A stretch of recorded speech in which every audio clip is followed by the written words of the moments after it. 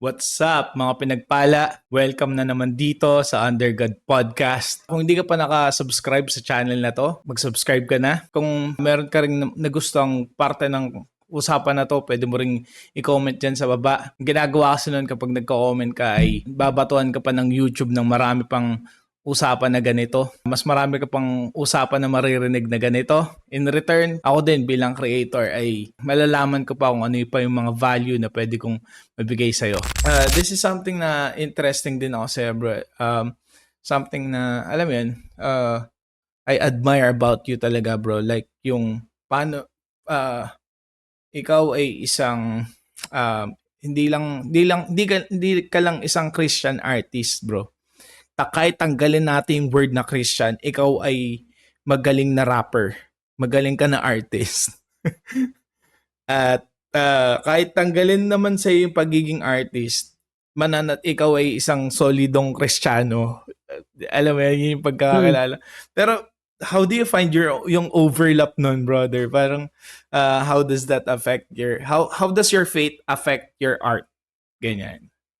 Kasi alam ko kasi bro, aside from nagsusulat ka ng mga Christian rap, 'di ba? Ano pa rin part din ng pagiging art mo is you also produce, 'di ba? May mga ibang artist ka rin na pinoproduce ng alam mo yun, nagre-record sa 'di ba? Sa studio mo.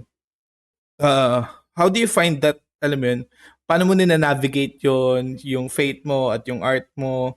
Nagkakaroon ka ba ng mga, alam mo yun, kapag may mga nagre-record ba sa'yo na hindi Christian, parang tinitake mo ba siya as opportunity to like share the gospel, alam mo yun? Or hindi, just purely art lang, parang ganun.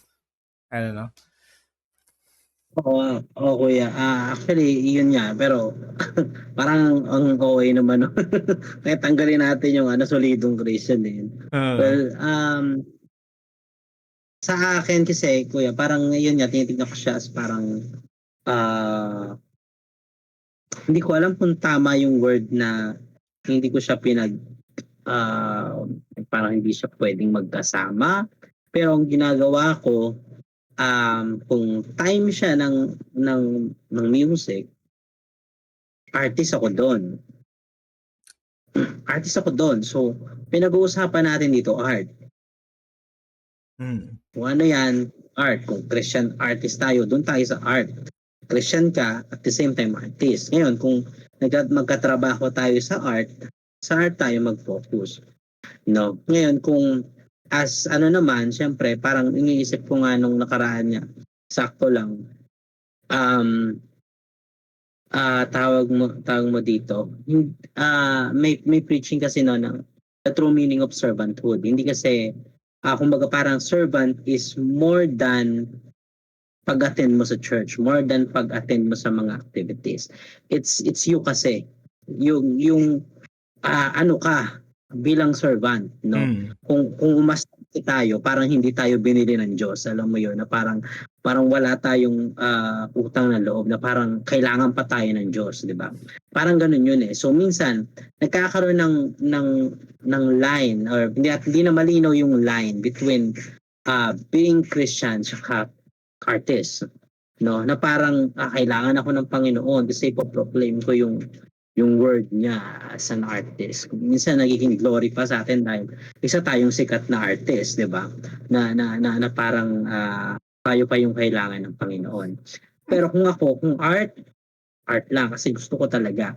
Sabi ko nga kuya, na-intriga talaga ako sa pagsusulat, sa pagbuo ng rap music. Kaya kung kausapin mo ko about sa pagrarap lang talaga kung anong knowledge ko diyan, anong matutulong ko, anong natutunan ko sa iyo.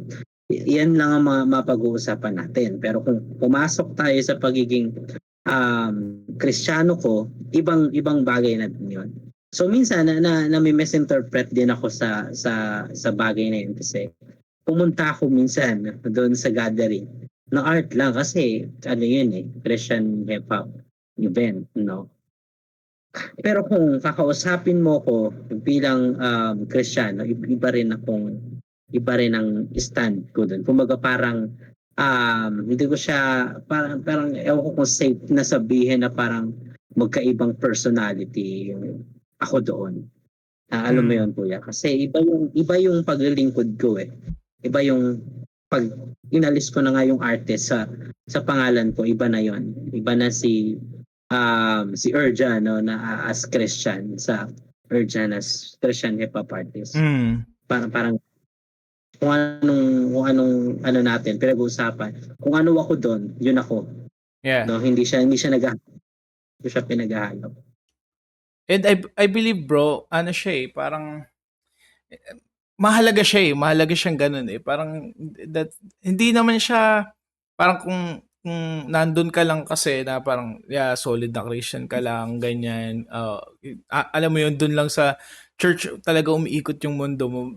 May possibility talaga na ma-misunderstand yung ganun no. Pero ang hindi kasi eto kasi parang kapag ka kasi nasa world ka talaga, nasa mundo ka ng art, ano siya kung gusto mong makilala dun sa art mo, mahalaga yun na alam mo yun, nag-excel ka dun sa art mo na yun. And then, kung yung pagiging excellent mo sa art mo na yun ay nagpo-produce na magkaroon ka ng opportunity to talk about your faith, and then, we take that opportunity. Di ba? Yeah. Di ba? Alam mo, we take that opportunity na naalala ko nga bro, di ba dati nung nasa balik lang ng konti, nung nasa Alikabok tayo, di ba lagi natin sinasabi na ayaw natin malabel as Christian rapper. Di ba? Kumbaga makikilala lang tayo kasi Christian rapper tayo. Hindi. Makikilala tayo, i-invite tayo sa mga gig kasi magaling tayo mag-perform. Maganda yung art natin. Alam mo yun? And dahil dun sa art na yun, dahil we excel dun sa art natin, nagkakaroon tayo ng opportunity to talk about our faith. Tama. Ay yung I believe that's what I hear from you no. 'Di ba?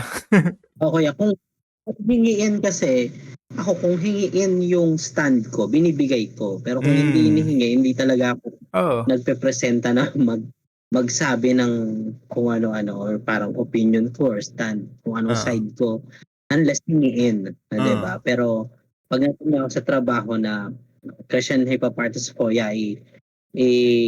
through my art, 'di ba? Hindi papalaganap kung anong mensahe. No, pero hangga't hindi ako tinatanong ng kung ano ba talagang stand ko, hindi rin naman ako nagsasalita. Though meron naman talagang kaakibat na sa atin na parang dapat mag-share ka, no? Pero kasi the way mo siya i-share mahalaga din. Kaya hindi ako masyadong basta-basta bumabanat. Alam mo yan. Tsaka yun nga, yun din yung dinagets no, na yun yung parang yun yung message natin, nakapalaman siya sa isang, kumbaga nakabalot siya dun sa art. Ganun. Tapos, parang regalo lang din, di ba? Ipe-present natin, ibibigay natin yung regalo natin, which is yung art natin, which is yung rap, yung how we perform. And then, sila na bahala mag-open nun. Kumbaga, kung bubuksan nyo to, di ba? Ang makikita nyo dyan, ang nakapaloob dyan ay Christian rap. Kumbaga, yung mensahe, same gospel, yung pinoproclaim namin, same truth ng word, no? Iba lang yung pabalat, no? Kasi nandun nga basically kino-contextualize natin yung gospel sa kung nasang kultura yung ginagalawan natin. 'Di ba? Yon, and minsan lang kasi may mga, this is something na nare-receive ko kasi syempre kahit nung mga time naman kasi na nagigig tayo, as in solid na rin talaga ako, kumbaga nagpe-preach na ako that time, kumbaga na ako, madalas ako nasa gathering ng mga pastors, ganyan. Pero hindi pa ako pastor that time. Pero madalas lang ako nasa sirkulasyon na ng mga pastor ng mga time na may mga iba nagsasabi sa akin na, ay dapat di ka na umahana sa ganyan, dapat di ka na Kasi ano yan, makamundo yan. Dapat yung ano mo, yung talent mo, ginagamit mo na lang talaga para sa Panginoon. Parang, exactly, yun yung ginagawa namin. Ginagamit ko yung talento ko para sa Panginoon. Meron akong talento na mag-rap, kaya ako mag-rap. So, ginagamit ko yun. Alam mo yun, kaya ano lang, weird lang din eh. Kaya, pero syempre, may mga times na I choose na kapag mga ganun, hindi na ako, di ko na tinitake yung time to, alam mo yun, parang sayang yung oras, sayang energy ko makipag-debate pa over those mga non-essentials naman, di ba? Alam mo yung mga non-essentials na pag-usapan, parang okay kung yun yung belief mo, kung yan yung paniniwala mo, okay lang, mahal pa rin kita, kapatid pa rin kita, 'di ba? Parang and if this will cause you to stumble, edi hindi ko na lang papakita sa iyo. Alam mo parang ganoon. Pero minsan kasi no, yun yung isang challenge sa ibang mga Christian eh. Yung hindi malinaw sa kanila kung ano yung essentials ng faith at kung ano yung mga hindi essential ng faith, no, na yung mga things na alam mo yun, pag sinabi kasing essential, these are the things that alam mo yun, dapat we agree dito. Kapag hindi ka nag-agree dito sa mga essentials na to ng faith, ay hindi ka Kristiyano, no? Kulto ka, hindi ka mako-consider as Christian kasi pero there are also caveat naman, yun nga pagdating sa mga yung mga non-essentials, ano siya, kumbaga this is something na okay, ganyan yung stand mo dyan, okay lang yan, well, ano naman yan eh, parang hindi naman yan black and white na sinabi sa Bible. So, it's okay na ano tayo dyan, mag-divide tayo over that. We can agree to disagree sa mga area na yan, no? Kung nagustuhan mo ang usapan na to, click mo lang, may mga sinasuggest yung YouTube dyan. Paalam mo naman sa akin kung nagustuhan mo rin yung mga usapan o yung mga videos na nandyan.